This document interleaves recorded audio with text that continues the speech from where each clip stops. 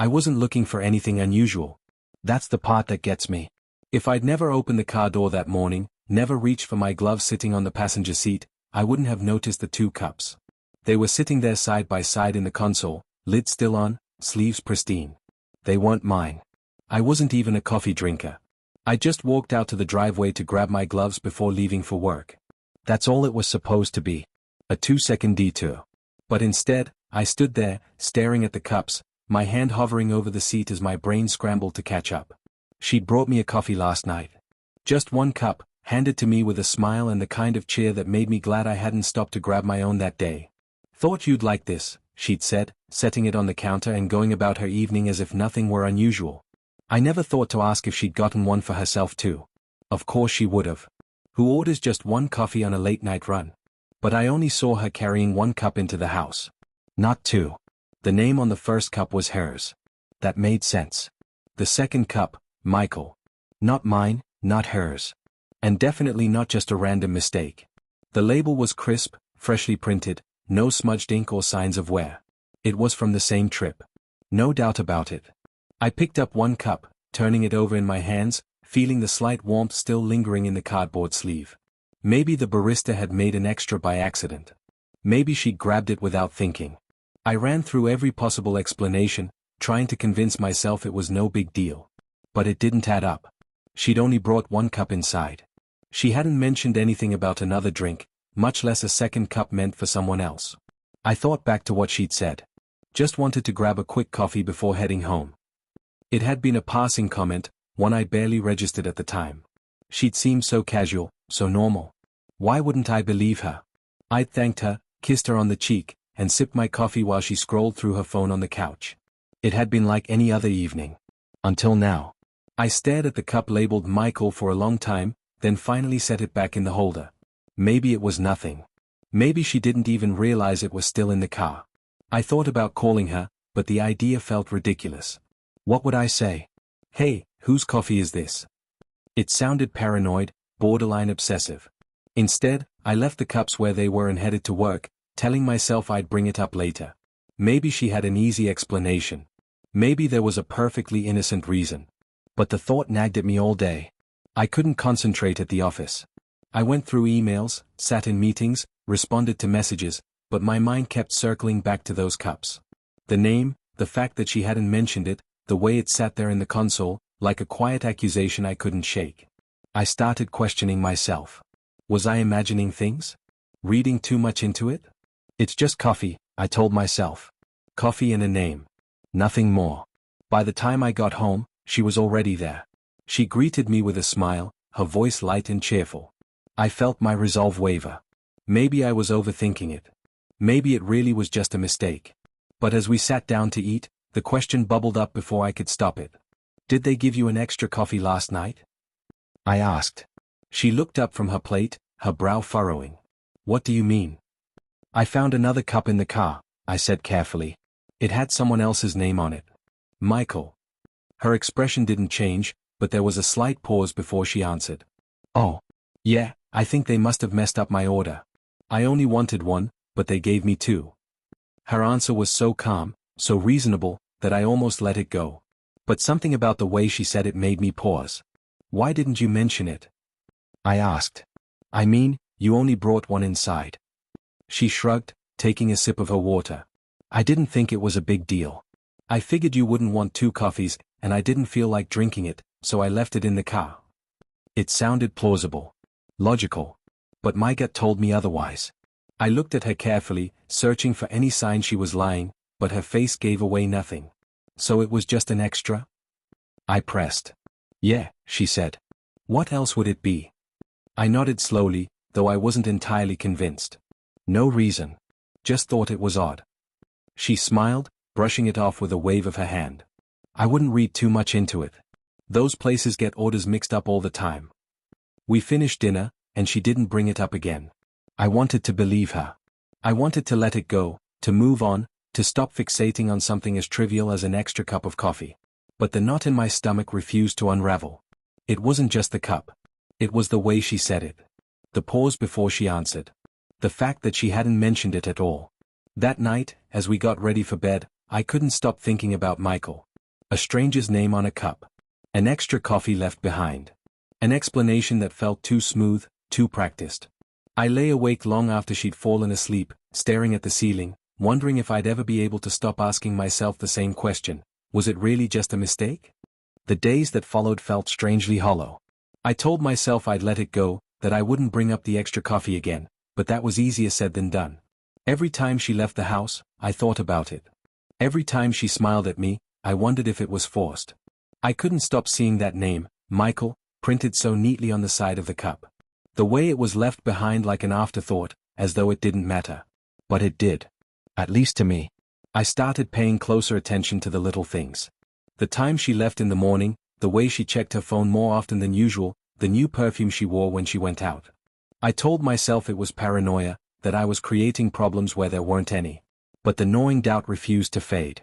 I'd never been the kind of person to second-guess her before, and I hated that I was becoming that person now. The kind who sees shadows in every corner, who starts questioning every word, every action. The next time she brought coffee home, I tried to act normal. I smiled and thanked her, but I couldn't help glancing into the bag as she set it on the counter. Only one cup this time. Her name on the side. No surprises. She didn't notice me looking. She just handed it to me, her usual cheerful self. I felt a small flicker of relief. Maybe I'd been overreacting. Maybe it really had been a mistake, a one-time thing. But then, a week later, it happened again. I was clearing out the car, picking up receipts, loose change, and a water bottle she'd left behind. When I reached into the back seat, my hand brushed against something cold. I pulled it out, my breath catching in my throat. Another coffee cup. And another name. Not Michael this time. Chris. It looked just like the last one. Fresh, with no signs of wear or age. The label was from the same coffee shop, the same timestamp as her usual morning run. My chest tightened. I set the cup on the roof of the car, staring at it like it held some kind of answer. Why wouldn't she mention it? Why leave it behind again? It was the same story as before, one cup brought inside, one left forgotten. Except now it wasn't just a one-time fluke. It was a pattern. I tried to think of a reason, any reason, that made sense. Maybe the barista got her order wrong again. Maybe she grabbed the wrong cup by accident. But how many times could that happen? And why wouldn't she say something? If it wasn't a big deal, why not just laugh it off, tell me about the mix-up, and throw the extra cup away? But she never did. I picked up the cup and brought it inside. She was in the kitchen, scrolling through her phone. She looked up and smiled when she saw me. Hey, find something interesting? She asked. I held up the cup. Yeah, this. Her smile faltered. Oh. They must have given me an extra one again. Again? I asked, trying to keep my voice steady. This keeps happening? She set her phone down and shrugged. I guess. You know how those places are. Always busy, always rushing.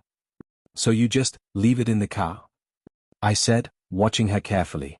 I forgot about it, she said lightly. I didn't think it mattered. My stomach churned. It's just weird, you know? Getting extra coffees and never mentioning them. She crossed her arms, her expression tightening. Why are you making such a big deal out of this? It's just coffee. If they mess up the order, it's not my fault.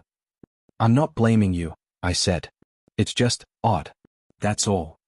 She let out a short laugh, shaking her head. You're overthinking this. It's nothing. Her tone was dismissive, but her eyes didn't quite match her words.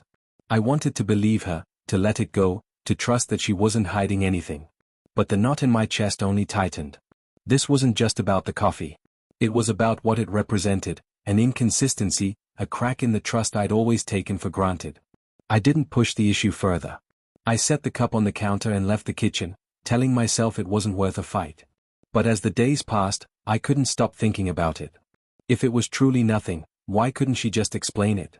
Why did her answers feel so carefully measured, so vague? By the time another week rolled around, I was barely sleeping. I'd wake up in the middle of the night, staring at the ceiling, running through every conversation we'd had. I couldn't shake the feeling that something was going on, something she wasn't telling me. And each time I thought about asking her again, I stopped myself. I didn't want to be the one who broke us, who pushed too hard, who turned a simple coffee cup into a rift we couldn't repair. But the truth was, the damage was already done. I told myself it was better not to push. I told myself to let it go. But those cups wouldn't leave my mind. Every time she left the house, I wondered. Every time I opened the car door, I found myself checking the console, as if another unexplained cup would suddenly appear. 4 days, I went back and forth in my head. Was I just paranoid? Was I blowing something small out of proportion? I hated how it made me feel, distrustful, uneasy, like I was piecing together a puzzle that shouldn't exist. I decided to try something different. Instead of asking her outright, I paid closer attention. I watched her body language when she came home from her coffee runs. Was she more nervous than usual? Did she seem distracted? I listened more carefully to the way she spoke, the way she answered simple questions. I wanted to find something that would confirm or deny my suspicions. But the truth was, I was hoping for reassurance. I wanted to catch a glimmer of the person I'd always known, someone open, honest, without hesitation. It didn't come. One afternoon, I noticed she was dressed a little nicer than usual before heading out. Not formal, not over the top, but just enough to make me wonder. She brushed off my comment when I mentioned it, saying she just felt like looking a bit more put together. "It's nothing," she said with a smile. "Sometimes you just want to feel good, you know?" I nodded, but the knot in my stomach tightened. I sat by the window after she left, watching her pull out of the driveway. For a moment, I thought about following her. I thought about getting in my car and tailing her, just to see where she went. But that idea felt wrong, invasive. I hated that it even crossed my mind. So I stayed put, staring at the empty street, feeling like I was losing something I couldn't quite name. That evening, she came home with a single cup of coffee. Her name was on it, clear and neat, and she handed it to me with a smile. "They got it right this time," she said lightly. "Thanks," I murmured, taking the cup. I tried to read her face, her eyes, anything that would tell me if she was holding something back. But she seemed normal, relaxed, the same as always. Maybe it really was nothing. Maybe I'd been creating a problem where there wasn't one. I told myself to let it go. To enjoy the coffee, enjoy the evening, and stop looking for trouble. But as we sat together, her laughing at a show on TV, I couldn't stop my mind from drifting. The cups, the names, the explanations, none of it added up. Then something else happened. A few nights later, I went out to the car to grab a charger I'd left behind. It was late, dark, the streetlights casting long shadows over the driveway. As I reached into the back seat, my hand brushed against a familiar shape. Another cup. This one had no name, no label, just the sleeve and lid. I froze, staring at it in the dim light. It was warm, freshly used. She'd only been back for half an hour. I walked back inside, cup in hand, my chest tight. She was in the kitchen, scrolling through her phone. When she saw me, her smile faltered. "What's that?" she asked. I held up the cup. It was in the car. Her brow furrowed. "Oh, that must have been from earlier." "Earlier?" I repeated. "Yeah," she said quickly. "I grabbed one this afternoon, but I forgot about it. You know how it is, running errands, not finishing it." Her explanation came so quickly that it felt rehearsed.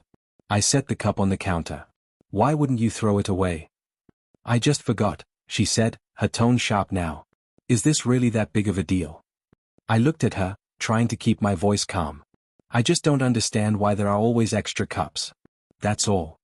She sighed, running a hand through her hair. "I don't know what you want me to say. It's coffee. It's not some conspiracy." "But it keeps happening," I said quietly.